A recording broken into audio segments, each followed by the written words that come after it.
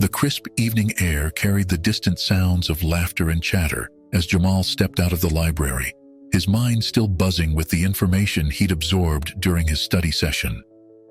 At 16, he was already thinking ahead to his future, determined to excel in his upcoming exams. As he walked down the quiet street, he mentally cataloged the subjects he needed to focus on more. Calculus, definitely, and maybe a bit more time on American history. And if you love your family and want to hear more incredible stories like this one, subscribe to our channel. The small town came to life around him as he made his way home. Children's shouts echoed from nearby playgrounds, their energy seemingly undiminished by the lateness of the hour. Adults gathered on front porches and sidewalks, engaged in animated conversations about the day's events and local gossip. It was a scene of normalcy, of community, that Jamal had grown up with and appreciated. He couldn't help but smile as he passed Mrs. Johnson's house, the aroma of her famous apple pie wafting through the air. It was comforting, familiar. But that comfort was shattered in an instant as the harsh squeal of tires on asphalt cut through the peaceful evening. A police cruiser screeched to a halt beside him, and before Jamal could fully process what was happening, Officer Carter was out of the vehicle, his face a mask of suspicion and barely contained aggression. The officer's hand rested on his holster as he approached, his voice sharp and demanding. "You there? What are you doing out here at this hour?" Carter barked, his eyes narrowing as he looked Jamal up and down. Jamal felt his heart rate spike, a mix of confusion and fear washing over him. He'd done nothing wrong, was simply walking home from the library like he'd done countless times before. Yet here he was, being treated like a criminal for existing in his own neighborhood. I'm just heading home, sir," Jamal managed to stammer out, his voice steadier than he felt.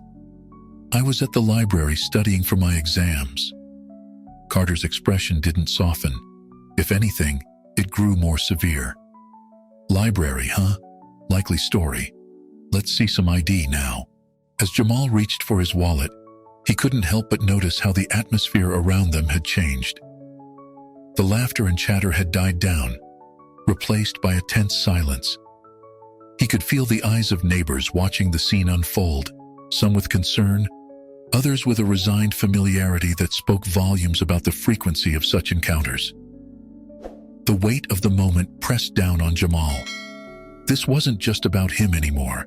It was about every person who'd ever been unfairly targeted, every stereotype that needed to be challenged, every silent injustice that had gone unchallenged for too long.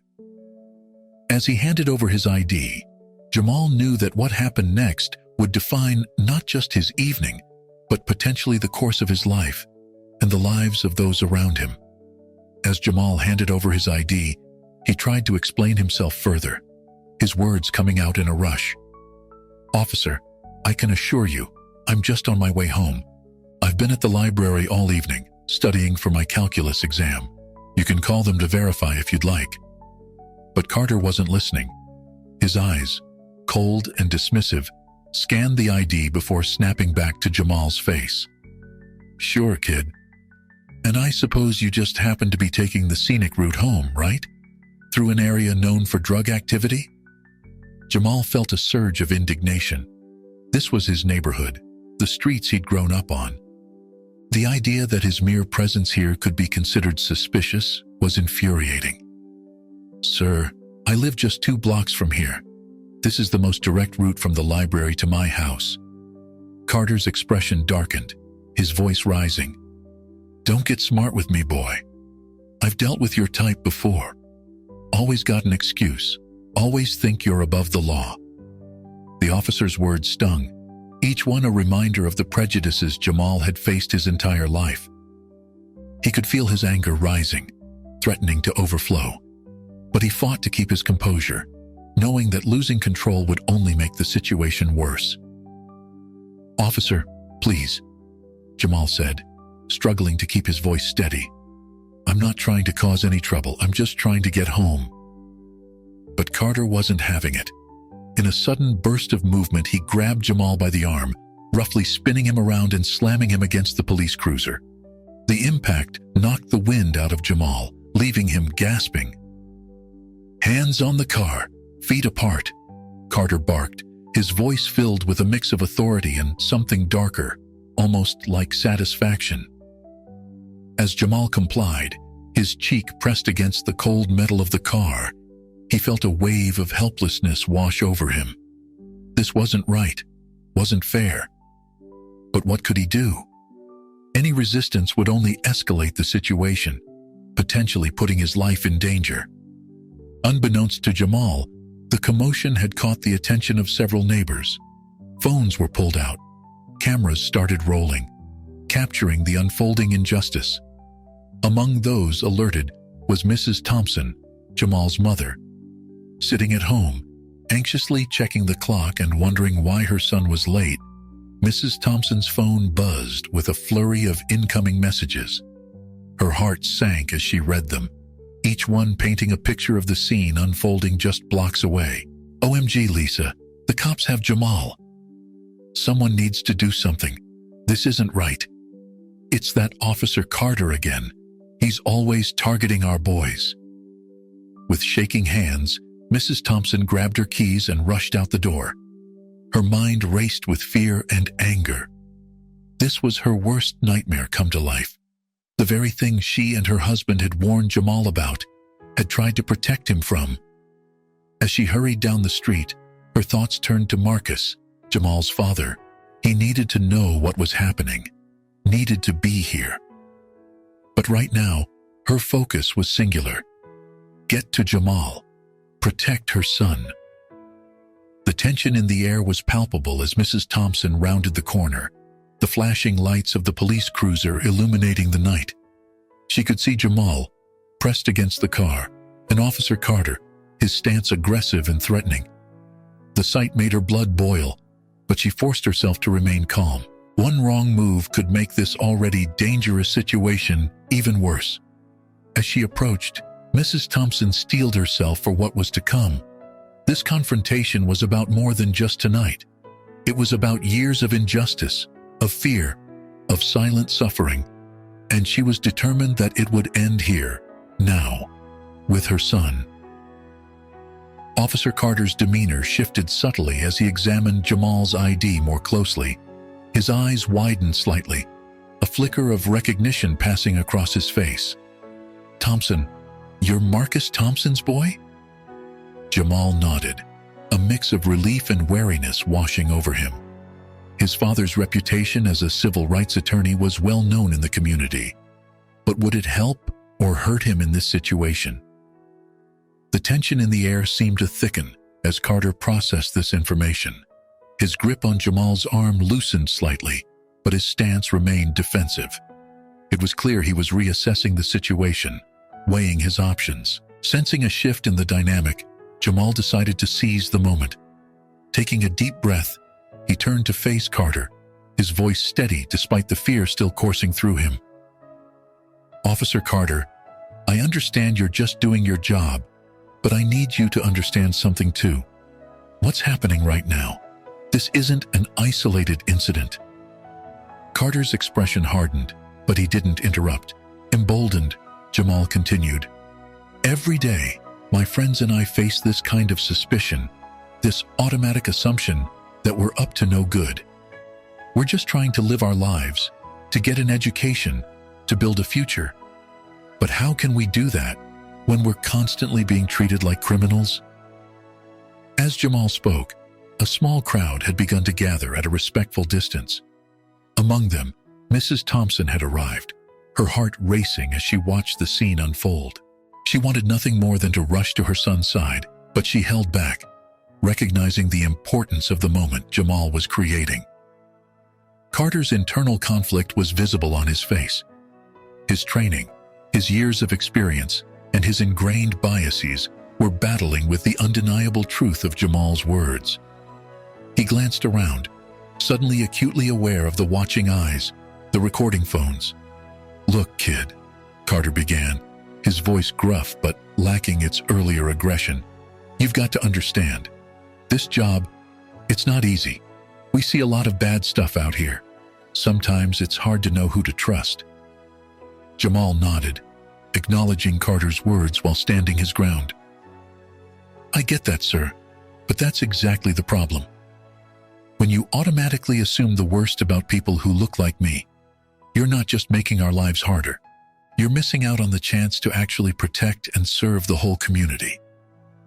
As Jamal spoke, something seemed to shift in Carter's demeanor. The hostility drained from his posture, replaced by a weariness that spoke of years of internal struggle. For perhaps the first time, he was truly seeing Jamal not as a potential threat, but as a young man with hopes, dreams, and valid concerns. I never thought about it like that," Carter admitted, his voice low. "It's just, this is how it's always been done, you know?" Jamal seized on this moment of vulnerability. "But it doesn't have to stay that way, Officer Carter. We can change things, together. It starts with conversations like this, with being willing to see each other as human beings."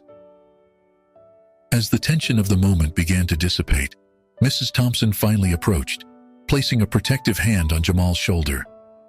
Carter nodded to her, a silent acknowledgement of the situation's gravity. "Mrs. Thompson," he said, his voice carrying a note of apology. "Your son, he's got a good head on his shoulders. You should be proud." As the crowd began to disperse and Carter returned to his cruiser, Jamal felt a mix of emotions washing over him. Fear, anger, and frustration were still there, but alongside them was a glimmer of hope. He had spoken his truth, and for once, it seemed like someone had actually listened. The night's events had set something in motion, something bigger than just one encounter between a teenager and a police officer.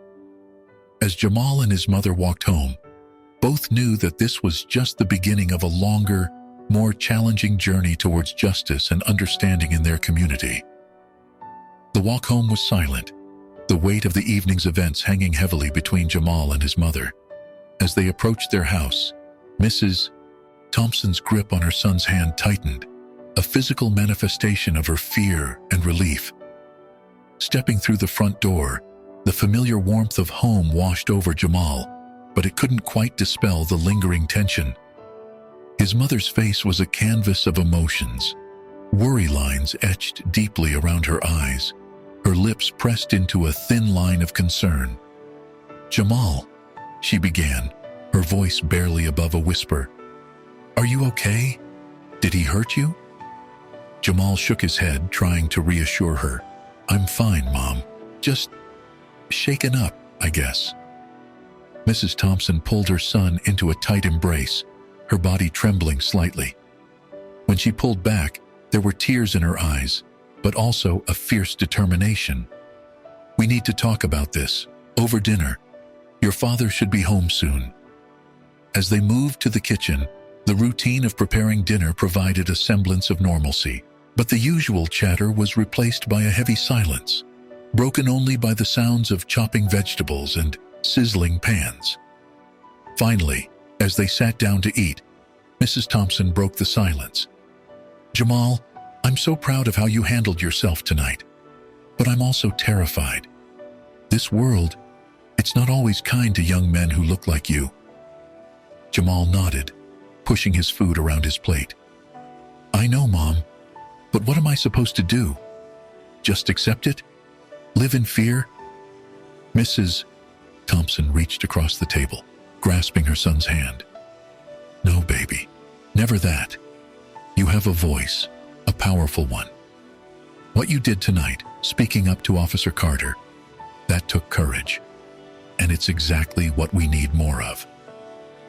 As they continued to talk, Jamal felt a surge of emotions: anger at the injustice, fear of what could have happened, but also a growing sense of purpose.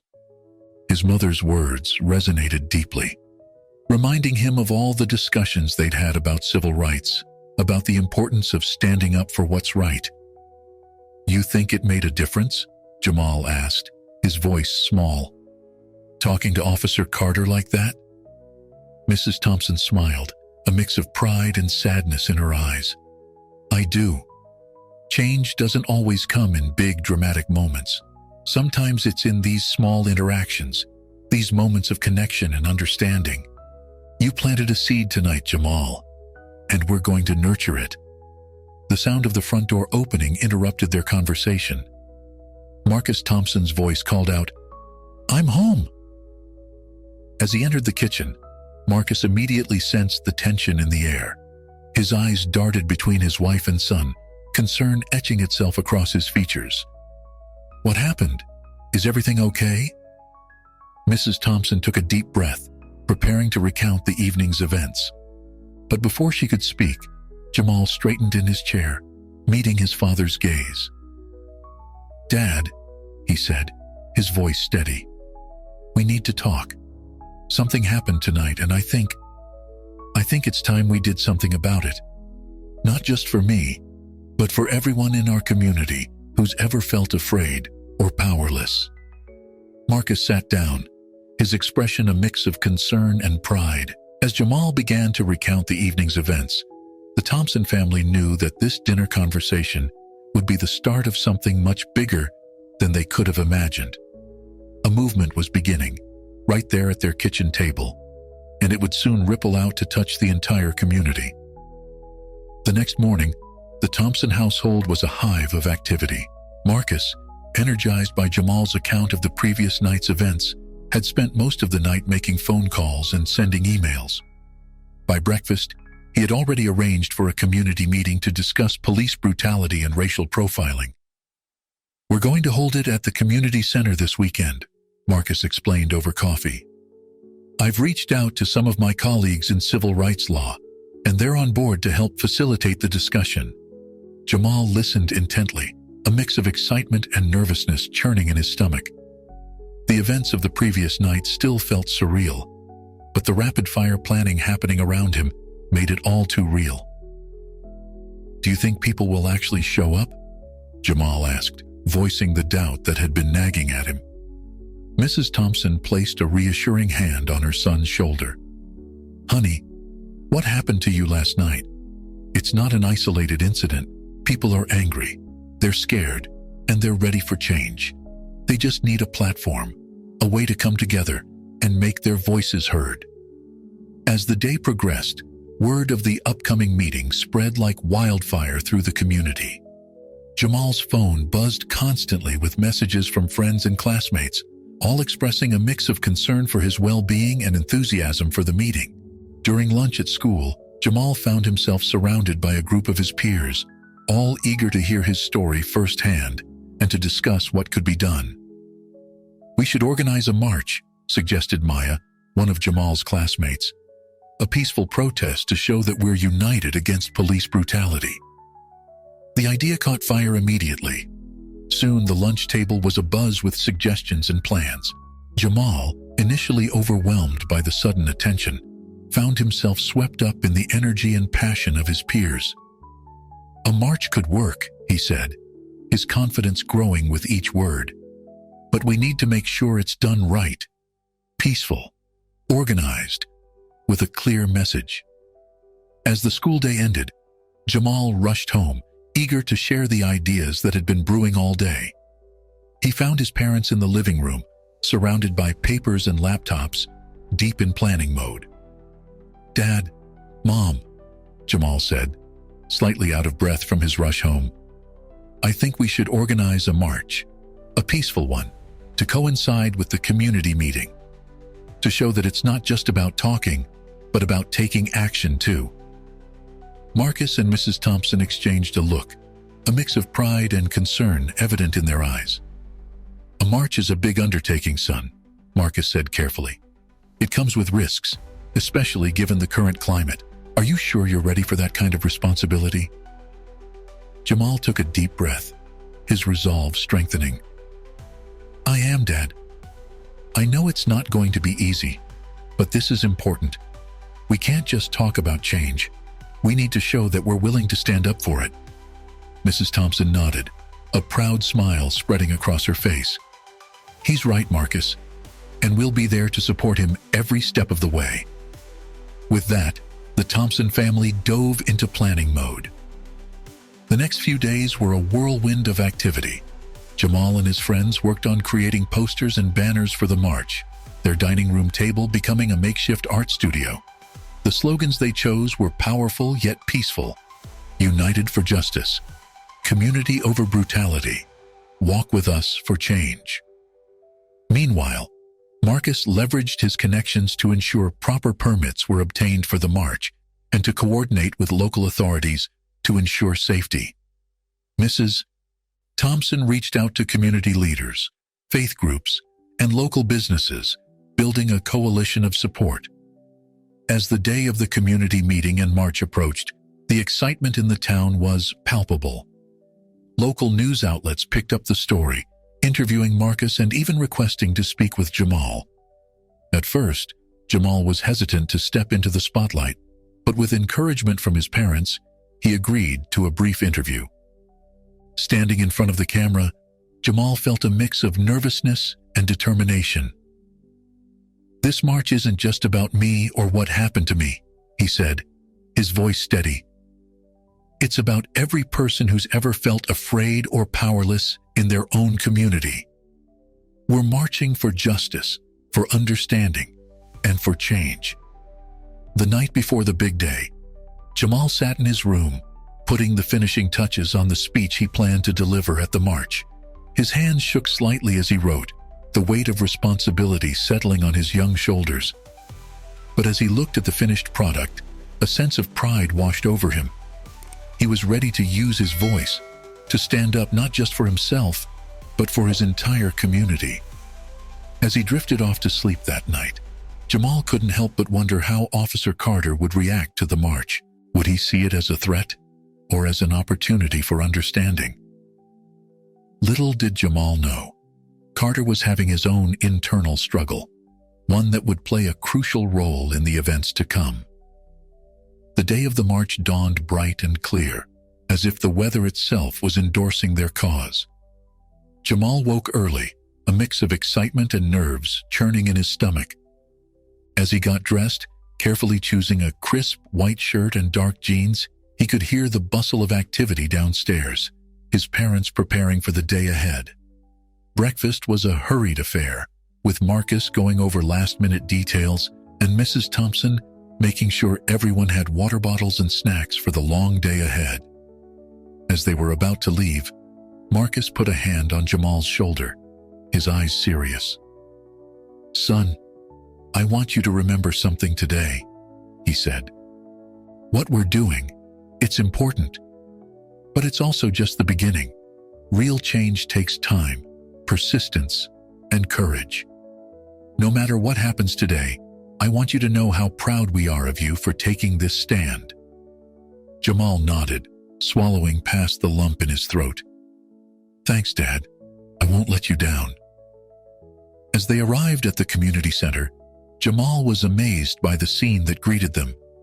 People of all ages and backgrounds were gathering, many carrying homemade signs and banners. The atmosphere was electric, a sense of purpose and unity pervading the crowd. Jamal's friends rushed to greet him, their excitement contagious. Maya handed him a megaphone, grinning. "You ready to make some noise?" As the crowd began to organize for the march, Jamal took his place at the front, flanked by his parents and friends. The route would take them through the heart of town, past the police station, and back to the community center for the meeting. With a deep breath, Jamal raised the megaphone to his lips. "Let's march for justice," he called out, his voice stronger and more confident than he felt. The crowd responded with a cheer, and the march began. As they moved through the streets, their numbers swelled. People came out of their homes and businesses to join or show support. The chants echoed off buildings. "No justice, no peace. United we stand, divided we fall. Change starts with us." Jamal's heart swelled with each step, each chant. This was more than he had ever imagined, a true coming together of his community. As they approached the police station, however, he felt a flutter of anxiety. How would the officers react? To his surprise, he saw a group of officers standing outside, watching the march, and among them, looking conflicted and uncertain, was Officer Carter. For a moment, their eyes met. Jamal saw something in Carter's gaze, not the hostility of that night, but something more complex. Regret? Uncertainty? Before he could process it, the moment had passed, and the march moved on. As they neared the end of the route, Jamal caught sight of news cameras and reporters. The march had caught the attention of media beyond their small town. This was no longer just a local issue. They were part of a larger conversation happening across the country. Finally, they arrived back at the community center. The energy of the crowd was at its peak, and Jamal knew it was time for him to speak. As he climbed onto the makeshift stage, he saw faces full of hope and expectation looking back at him. He unfolded his speech, took a deep breath, and began to speak. Today, we marched not just for justice, but for understanding. We marched to show that our community is strong, united, and ready for change.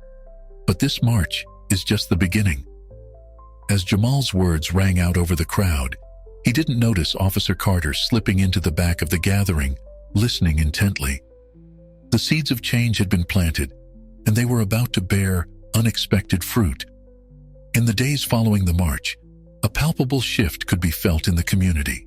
The event had sparked countless conversations, bringing issues of racial profiling and police brutality to the forefront of public discourse. Jamal found himself thrust into the role of a young leader, with people seeking his opinion and input on various community matters.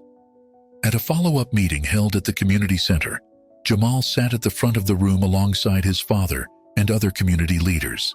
The atmosphere was charged with energy and purpose as they discussed concrete steps to implement change. We need to push for better training for our police force, one community member suggested. De-escalation techniques, implicit bias training, these should be mandatory. Another voice chimed in. And what about a civilian oversight committee to ensure accountability when incidents do occur? Jamal listened intently, absorbing the ideas and occasionally offering his own insights. His experience had given him a unique perspective, and he was determined to use it to drive positive change. What if we organized regular community dialogues with the police department? Jamal suggested, his voice steady despite his nervousness. Not just when there's a problem, but as a way to build understanding and trust over time. The idea was met with enthusiastic nods and murmurs of agreement. Marcus beamed with pride at his son's contribution. As the meeting progressed, Jamal couldn't help but notice a figure standing at the back of the room, partially hidden in the shadows. It was Officer Carter, his face a mask of conflicting emotions as he listened to the discussions. Meanwhile, across town at the police station, Carter was facing his own challenges. His colleagues had noticed his change in demeanor since the night of his encounter with Jamal and the subsequent march. Some were supportive, recognizing the need for change, while others viewed his apparent sympathy for the protesters with suspicion and disdain. "You going soft on us, Carter?" one officer sneered during a shift change. "Those kids march one time and suddenly you're questioning everything?" Carter felt a surge of anger at the comment, but he held his tongue. The truth was, he was questioning everything. The conviction in Jamal's eyes, the unity of the community during the march, it had shaken him to his core, forcing him to confront his own biases and the flaws in the system he had long defended. As the days passed, Carter found himself increasingly isolated at work. His attempts to discuss reform were met with resistance from many of his colleagues and superiors. But he couldn't shake the feeling that change was necessary, that he needed to be part of the solution rather than the problem. One evening, as Carter was leaving the station after a long shift, he was surprised to find Jamal waiting for him in the parking lot. The young man's presence sent a jolt of guilt and unease through Carter, but he steeled himself and approached. "Officer Carter," Jamal said, his voice calm but firm. "I was hoping we could talk." Carter nodded, his throat tight. Yeah, kid, I think that's probably overdue. As they walked to a nearby park, an awkward silence hung between them. Finally, Carter spoke. Look, Jamal, I owe you an apology. The way I treated you that night, it wasn't right. Jamal listened quietly, allowing Carter to continue. I've been doing a lot of thinking since then, Carter admitted. About why I reacted the way I did, about the assumptions I made, and I realize I've got a lot of work to do. We all do. Jamal nodded, a small smile forming on his face. That's why I wanted to talk to you, Officer Carter. We're organizing a series of community dialogues between residents and police officers. I think your voice could be really valuable in those conversations, if you're willing to participate. Carter felt a mix of surprise and relief wash over him. This wasn't at all what he had expected. You'd want me there, after everything? Especially after everything, Jamal replied. This isn't about pointing fingers or assigning blame. It's about building understanding, about working together to create real change. And that includes everyone, even those who've made mistakes in the past. As they continued to talk, neither Jamal nor Carter realized that this conversation was the beginning of a partnership that would play a crucial role in the changes to come. The road ahead would be challenging, filled with obstacles and setbacks. But in this moment, a bridge was being built, a first step towards healing and transformation in their community. The first community dialogue session was held on a warm Saturday afternoon at the local high school auditorium. The space buzzed with a mix of anticipation and apprehension as community members filed in, taking seats on one side of the room, while a group of police officers, including Carter, sat on the other. Jamal stood at the podium, his hands slightly shaky, but his voice steady as he addressed the gathering. Thank you all for being here today. This is an important step in building understanding and trust between our community and those sworn to protect it. Let's approach this dialogue with open minds and hearts. As the session progressed, tensions occasionally flared as community members shared their experiences of racial profiling and police brutality. Some officers grew defensive, while others listened with growing discomfort as they confronted the impact of their actions and those of their colleagues. When it was Carter's turn to speak, a hush fell over the room. Many were curious about what the officer, known for his past aggressive behavior, would say. Carter stood slowly, his usual confidence replaced by a visible nervousness. I want to start by apologizing, he began, his voice rough with emotion, to Jamal and to every other person I've treated unfairly because of my own biases and fears. He paused, taking a deep breath before continuing. I've been a cop for 15 years, and for most of that time, I thought I was doing the right thing, protecting the community. But I realize now that I was part of the problem. My actions, my assumptions, they were hurting the very people I was supposed to protect. As Carter spoke, sharing his journey of realization and his struggles to change, the atmosphere in the room began to shift. The rigid divide between the two sides seemed to soften, replaced by a shared sense of vulnerability and hope. One community member, an elderly black woman, stood up. Officer Carter, thank you for your honesty. It can't have been easy to admit those things. What made you change your mind? Carter's eyes found Jamal in the crowd. It was the night I stopped Jamal. Seeing the fear in his eyes, hearing him speak about his experiences, it forced me to confront the reality of what I was doing. And then the march. Seeing the whole community come together like that, I couldn't ignore it anymore. As the dialogue continued, more officers began to open up, sharing their own struggles and fears. Community members, in turn, expressed their desire for change while acknowledging the challenges faced by law enforcement. Jamal watched in amazement as bridges of understanding began to form. It wasn't perfect, There were still moments of tension and disagreement, but it was a start. As the session wrapped up, Jamal took the podium once more. "This is just the beginning," he said, his voice filled with determination. "We've taken the first step towards understanding each other. Now comes the hard part, turning these conversations into real, lasting change." In the weeks that followed, the community dialogues continued, each session building on the last. Concrete proposals for police reform began to take shape, including enhanced training programs, a civilian oversight committee, and community policing initiatives.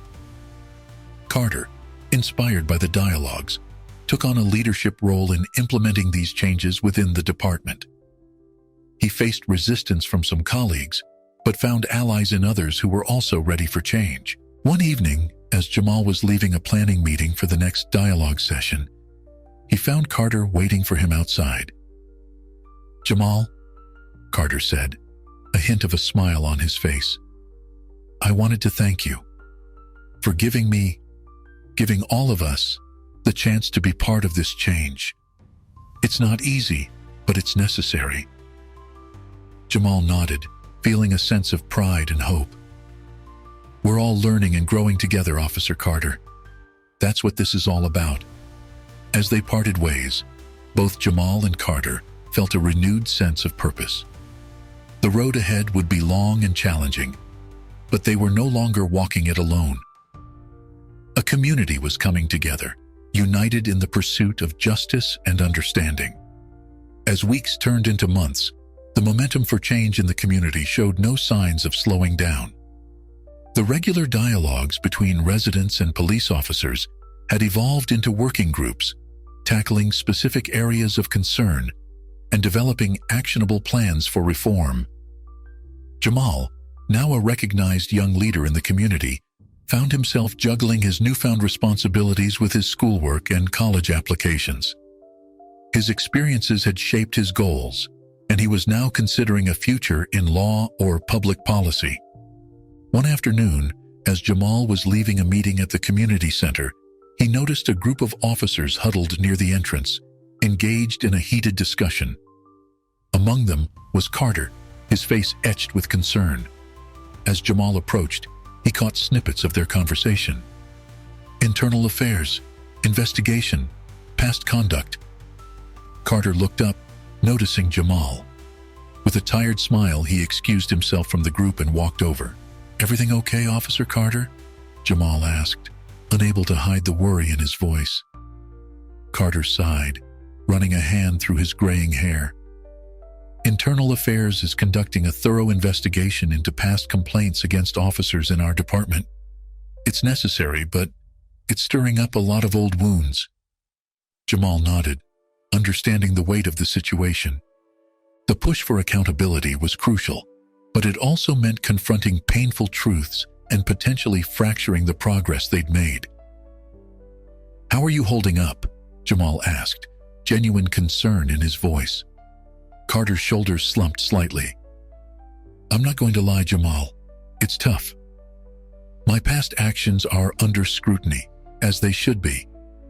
But it's not just about me. Some officers who are starting to come around, to see the need for change. They're getting defensive again, feeling attacked."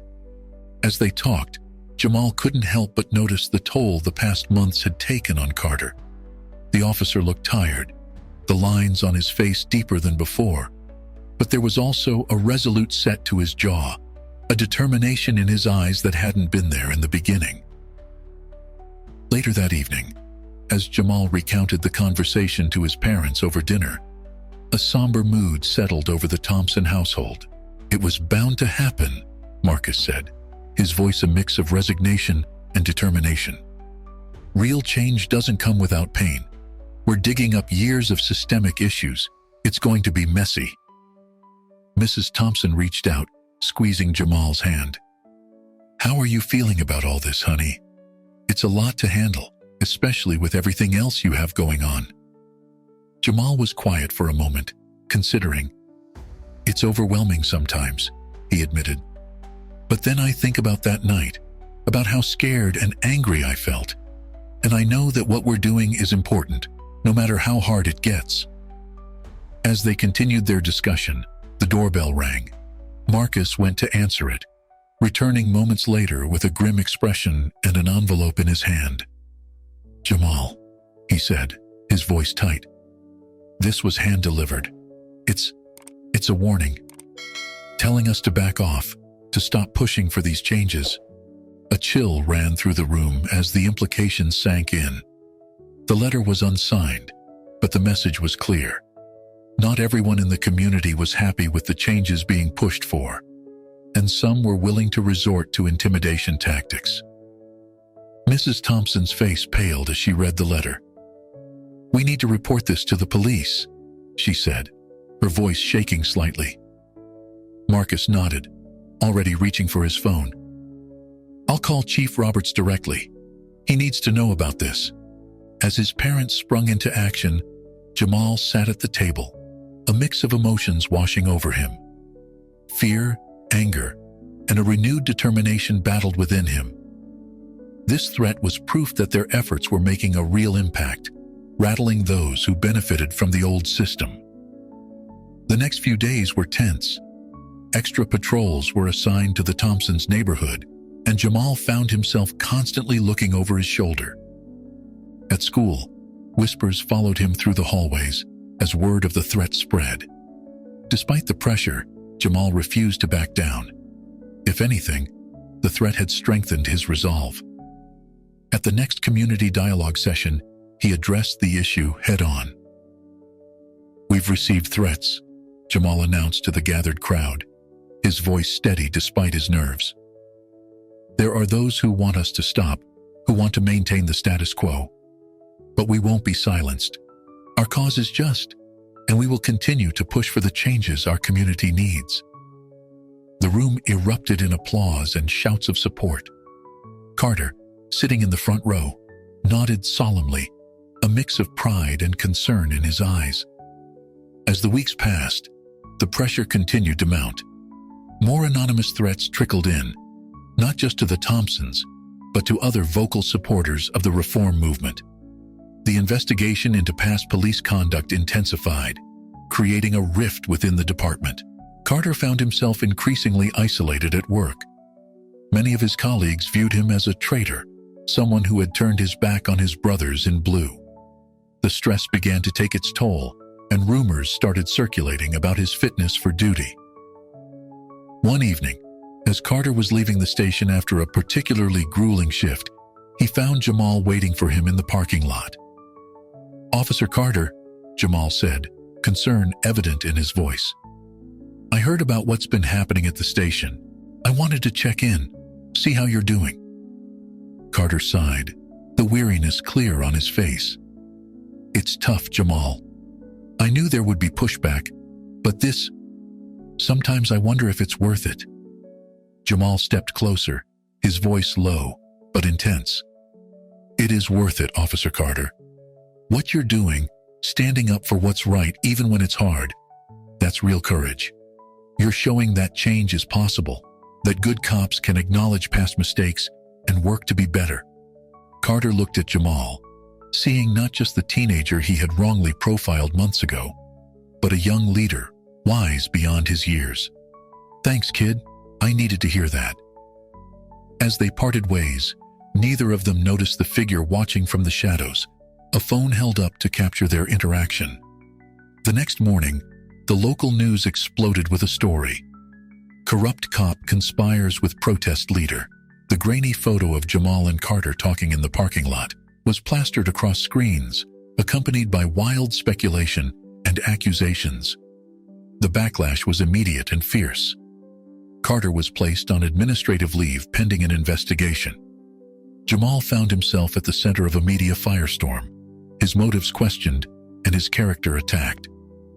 As the controversy raged, both Jamal and Carter knew that they were approaching a critical moment. The forces resistant to change were making their final stand, using every tool at their disposal to discredit the reform movement. But even as the pressure mounted, a groundswell of support began to build. Community members who had been quietly supportive now stepped forward, defending Jamal and Carter, and reaffirming their commitment to change. The stage was set for a final confrontation that would determine the future of policing in their community. Jamal, Carter, and their allies prepared to face their toughest challenge yet, knowing that the path to justice was never easy, but always worth fighting for. The tension in the air was palpable as Jamal entered the town hall. The emergency meeting, called to address the swirling controversy, had drawn a crowd that spilled out onto the street. Inside, the room was divided. Supporters of the reform movement on one side, those resistant to change on the other. Jamal took his seat at the front, flanked by his parents and other community leaders. His heart raced, but his resolve was firm. Across the room, he spotted Carter, looking worn but determined, surrounded by a small group of officers who had stood by him through the turmoil. As the meeting began, accusations flew back and forth. The police union representative stood up, his voice booming through the hall. Officer Carter has betrayed his oath, conspiring with radicals to undermine the very institution he swore to uphold. Shouts of agreement and protest erupted from the crowd. The mayor, trying to maintain order, called for calm. "We're here to discuss facts, not throw around baseless accusations," she insisted. When it was Jamal's turn to speak, he stood slowly, feeling the weight of every eye in the room upon him. Taking a deep breath, he began.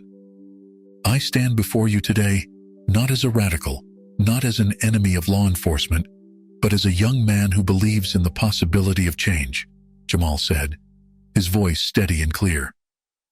"What you see as conspiracy is actually conversation, the kind of open, honest dialogue we've been pushing for all along." As Jamal continued, laying out the progress they'd made and the challenges still ahead, he could see the impact of his words. Faces in the crowd softened. Nods of agreement spread through the room. But just as it seemed the tide was turning, a commotion at the back of the hall drew everyone's attention. A man stood up, his face red with anger. "This is all a sham," he shouted. "You want to know the real truth? I've got proof of what's really going on." The man waved a file folder in the air, claiming to have evidence of corruption within the reform movement. The room erupted into chaos as people shouted for him to present his evidence or sit down. In the midst of the uproar, Carter stood up. "Enough!" His voice cut through the noise, silencing the room. "You want the truth? Here it is." With all eyes on him, Carter began to speak, his voice raw with emotion. "I've been a cop for over 15 years, and for most of that time, I was part of the problem. I profiled people based on their race. I used excessive force. I looked the other way when my fellow officers did the same." A hush fell over the room as Carter continued, laying bare the ugly truths of his past conduct and the systemic issues within the department. But that night with Jamal, it opened my eyes. It made me see the harm I was causing, the trust I was breaking. And yes, I've been talking with Jamal and others in the community, because that's what we should be doing, listening, learning, and working together to make things better. As Carter spoke, Jamal could see the impact of his words. Officers who had been staunchly opposed to the reforms looked uncomfortable, some even nodding in reluctant agreement. Community members who had been skeptical of police involvement in the reform process listened with growing understanding. When Carter finished, the man with the supposed evidence seemed deflated, his claims of corruption ringing hollow in the face of such raw honesty. In the silence that followed, Jamal stood once more. "What Officer Carter just did, that's real courage. That's the kind of honesty and accountability we've been fighting for. We're not asking for perfection. We're asking for acknowledgement of past wrongs and a commitment to do better." As the meeting continued, the mood in the room shifted. The conversation turned from accusations to actionable steps for reform. Proposals for enhanced training, community oversight, and policy changes were discussed with newfound openness and urgency. By the end of the night, a framework for comprehensive police reform had been agreed upon. It wasn't perfect, and there would still be challenges ahead, but it was a significant step forward.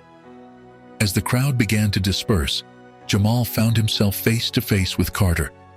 The officer extended his hand, a tired smile on his face. "Thank you, Jamal, for everything." Jamal shook his hand, feeling the weight of the moment. "No, thank you, Officer Carter, for showing that change is possible, no matter how difficult it might be." As they parted ways, both Jamal and Carter knew that this was not the end, but a new beginning. The road ahead would be long and challenging, but they had proven that with courage, honesty, and perseverance, real change was possible. The story of Jamal, Officer Carter, and their community would go on to inspire similar movements across the country. It served as a powerful reminder that the path to justice and equality is often difficult, but always worth pursuing. And it all began with one young man finding his voice and the courage to use it.